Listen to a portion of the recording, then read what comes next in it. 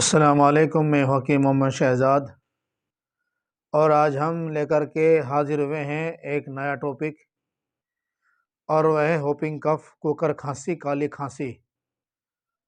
सामाईन, हमने जो कल वीडियो बनाया था उसमें आम खांसियों का जिक्र है। ये जो होपिंग कफ वाली जो खांसी है, इसमें आसाब के अंदर सूजिश बहुत ज़्यादा पैदा हो जाती है।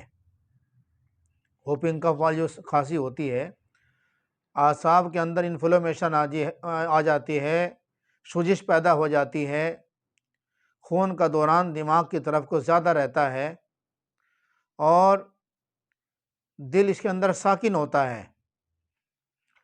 वजूद के अंदर तहलील हो जाती है, वहाँ ज़ोफ़ पैदा हो जाता है, ग्लैंड्स के अंदर कमज़ोरी पैदा हो जाती है। तो इसमें आप देखेंगे जिन बच्चों को या जिन बड़ों को होपिंग कफ खांसी होती है, वहाँ कई का रुझान पाया जाएगा। इंसान को क्या, जब भी खांसी होगी, और ये जो खांसी होती है ज़्यादातर दौरे के साथ होती है। दौरा बहुत ज़बरदस्त तरीके से होता है। बाज़ मरतबा इतना ख़तरनाक दौरा होता है, ऐसा लगता है कि सांस बाहर आ जाएगी, बच्चे की ज़बान बाहर निकल जाएगी, चेहरा लाल हो जाता है खांसते खांसते और निकलता कुछ नहीं।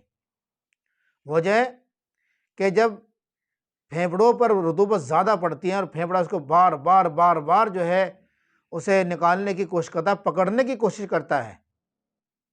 जब बलगम फेफड़े की गिरफ्त में आ जाता है, पकड़ में आ जाता है, तो आपने देखा होगा हल्का सा इशारा किया तो बलगम बाहर आ जाता है। और इसमें बलगम बहुत बारीक होता है, बहुत पतला होता है, फेफड़ों पर लिपटता रहता है और उसकी फेफड़े के पकड़ में नहीं आता। जिस वक्त फेफड़ा झटका देता है इस तरीके से, तो वो नहीं उतरता, कि बहुत बारीक होता है। तो इसलिए दौरे की शक्ल में आती है, बहुत खतरनाक दौरा होता है। बच्चा या बड़ा खांसते खांसते मुड़ जाता है बीच में से, इतना खतरनाक मामला बनता है। मेरे पास इस तरह के कई केसेस आए बच्चों के, तो इसमें यही शिकायत थी। कुछ बच्चों को और भी खांसी थी साथ में, पर उनको इस तरह की खांसी नहीं थी। ये बंदा जो है, जिस वक्त ज़्यादातर रात को इसको दौरा होता था खांसी का, और इतने कैना हो जाती थी, इतने इसको आराम नहीं मिलता था। ये आदमी सही तरीके से खाना भी नहीं खा सकता। क्यों? खाना खाया, दौरा शुरू होगा, क्या आई सारा बाहर निकल गया। अगर हम कि हमारे बड़े को या छोटे को या हमारे किसी बच्चे को काली खांसी हो जाती है, कुकर खांसी हो जाती है, होपिंग कफ हो जाती है, इसकी पहचान एक दौरे से आती है, दूसरे ऐसे में कै भी होती है। तो इसमें जैसा कि अभी बच्चों कै हुई, अभी थोड़ी देर के बाद खाना खिला दीजिएगा, क्योंकि ये दौरा 2 घंटे 3 घंटे 4 घंटे इस तरह की बात होता है। इधर दूसरा दौरा आता है, खाना हजम हो चुका होता है, खाना ज़ाय नहीं होता। ये होता है होपिंग कफ। ये होता है तरी का मसला। इसका जो बेहतरीन इलाज है वो 1 तोला फिटकड़ी और 5 ग्राम अफ्यून, यह जो है 2 तोला फिटकड़ी ले लें और डोडे का पोस्त ले लें, वो भी चलता है इसके अंदर। या आप जो है ना फिटकड़ी ले लें और आंवला ले लें। फिटकड़ी, इसमें 3 हिस्से, आंवला 2 हिस्से, और जो है जायफल 1 हिस्सा ले लें। इन्हें बारीक करके जो है आधा आधा चम्मच सुबह दोपहर शाम दें। अच्छा, एक तरीका तो इसका इलाज का ये है। दूसरा तरीका ये है कि बाज़ मरतबा जिस तरह इंसान को जो है बहुत कै आनी शुरू हो जाती है, दस्त आने शुरू हो जाते हैं, ये भी आसाबी मसला होता है, मतलब तरीका मसला होता है ये। तो इसमें जो है आदमी को अगर देखे कि हम ये चीज़ें दे करके भी बात नहीं बन रही है, तो फिर हमें इसके अंदर गर्म खुशक चीज़ें देनी होती है, गर्म खुशक चीज़ें देनी होती हैं। और इसमें सबसे बेहतरीन और सबसे जो बेहतरीन रिजल्ट है वो जवारिश जाली नुस्खा है। खुश्की गर्मी के करीब है, गर्मी खुद से करीब है। ये माजून इस तरह का है, जवारिश, ये जो जवारिश है ये इस तरह का मिजाज है, बहुत अच्छा मिजाज रखती है।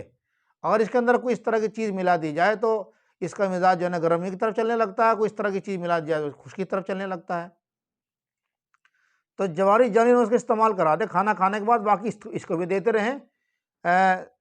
सुबह के टाइम दे दे खाली पेट, और दोपहर को दे दे, शाम को दे, और इसको जो है ना खाना नाश्ते के बाद, दोपहर के बाद, शाम के बाद एक एक चमचा देते रहें। इंशाल्लाह आप देखेंगे 3-4 खुराक खाने के बाद ही जो है ना इस बच्चे को आराम आ गया है, इंसान के जिस्म के अंदर जान पड़नी शुरू हो गई है। ये जो बलगम ज़्यादती हो गई थी जिस्म के अंदर, फेफड़ों में ज़्यादा बलगम गिर रहा था, दिमाग के अंदर से जो है बलगम फेफड़ों पर चू रहा था, गिर रहा था, तो इससे ख़त्म हो जाएगा और इसके जिस्म की हरारत बढ़ने लगेगी। जिस्म के अंदर हरारत जो अजीज़ी है, ये इंसान के जिस्म के एक्टिव रखती है, इंसान के जिस्म के अंदर चुस्ती रखती है, फुर्ती रखती है, काम करने की ताकत रखती है, वो चीज़ के अंदर बढ़नी शुरू हो जाएगी। आप इस्तेमाल करावें और इस बंदे की जो है ना तरी की चीज़ सारी बंद कर दें। टिंडा भिंडा सलजम मूली लौकी कद्दू तुरई और जो है ना जिस तरह की चीज़ें, खीरा मूली है सलजम है, ये सारी चीज़ें बंद कर दें। तरबूज बंद कर दें, दूध का कोई बना सामान, ये सारी चीज़ें बंद कर दें।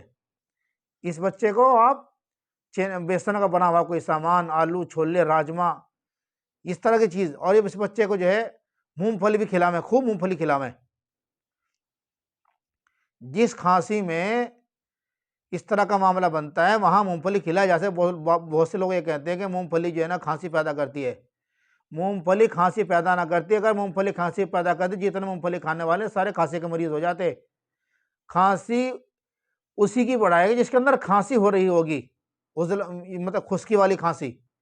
अगर तरी वाली खांसी के अंदर आप जो है ना मूंगफली खिलाओगे तो इसे खाने से बच्चे को आराम मिलेगा, बड़े को आराम मिलेगा, कि मूंगफली का जो मिजाज है वो खुश्की का है।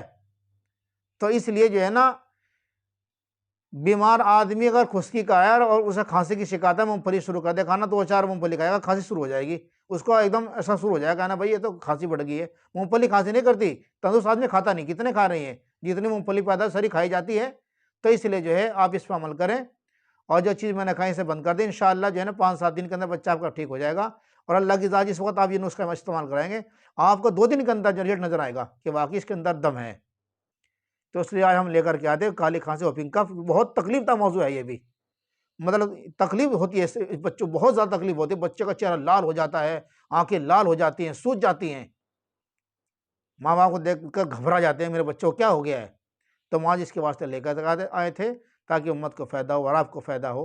आप हमारे चैनल को सब्सक्राइब कीजिए, लाइक कीजिए, शेयर कीजिए, ताकि जो है लोग इससे और भी लोग इससे फ़ायदा उठा सकें।